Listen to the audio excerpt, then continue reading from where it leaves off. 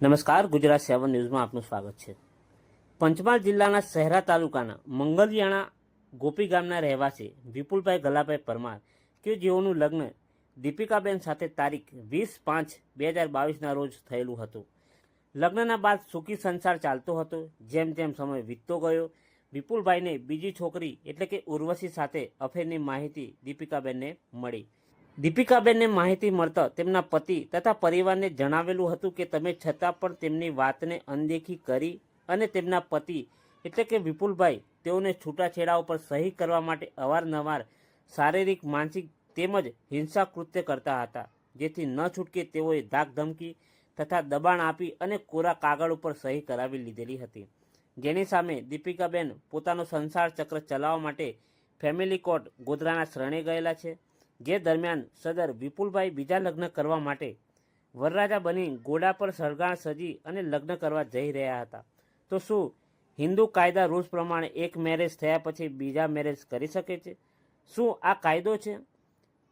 જેના માટે દીપિકાબેન Shehera police station, DSP સાહેબ ગોધરા તેમજ મહિલા પોલીસ સ્ટેશનમાં લેખિત તેમજ મૌખિક રજૂઆત કરી છે અને કોર્ટમાં પણ પિટિશન પેન્ડિંગ છે। તો તેમને ન્યાય મળશે કે પછી બીજા લગ્ન થઈ જશે કે પછી બીજી છોકરીની જિંદગી પણ બરબાદ થતા જોવા મળશે? હવે જોવાનું રહ્યું કે તારીખ 15/5/2025ના રોજ વરરાજા બનીને બીજા લગ્ન કરવા જઈ રહેલા એ જ ગણતરીના સમયે ગોપી મંગલિયાણા ગામના વિપુલભાઈ પરમાર દુલ્હા બની બીજું લગ્ન કરવા ઉત્સાહી છે। તો શું હિન્દુ એક્ટ અનુસાર આ લગ્ન થશે કે નહીં? એમની પહેલી પત્ની દીપિકાને ન્યાય મળશે કે નહીં? તેના પર સર્વ જનતાની નજર છે। હવે એ જોવાનો વિષય છે। રિપોર્ટર નટુભાઈ પગી, પંચમહાલ શહેર। 20/5/2022ના રોજ ગોપી મંગલિયાણા ગામમાં વિપુલ સાથે થયા હતા।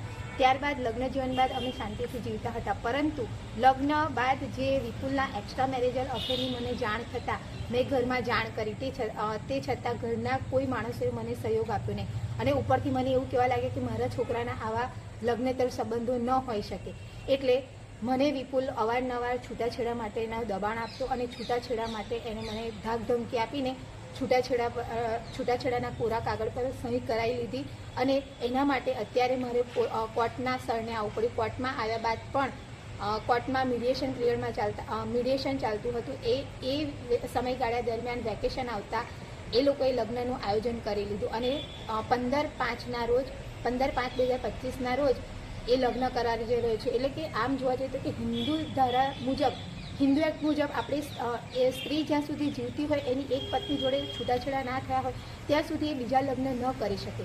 તે છતાં પણ કાયદાનું ઉલ્લંઘન કરીને મારા પતિ એટલે કે વિપુલ પરમાર બીજું લગ્ન કરવા જઈ રહ્યા છે અને એમને સપોર્ટ કરે છે એમના ઘરના, એમના માતા પિતા અને છોકરીના ઘરના માતા પિતા અને છોકરીના ફેમિલીવાળા। એટલે શું અત્યારે કાયદા જેવું કશું છે નહીં? કારણ કે કાયદાની વાત કરીએ તો કાયદાની દ્રષ્ટિએ હું શહેરા પોલીસ સ્ટેશનમાં ગઈ, મહિલા પોલીસ સ્ટેશનમાં ગઈ, પણ ત્યાં મને જે જવાબ મળવો જોઈએ એ જવાબ મળ્યો નહીં અને સહયોગ પણ ન મળ્યો।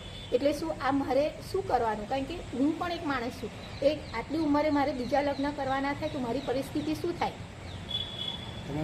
મારું નામ પરમાર દીપિકા।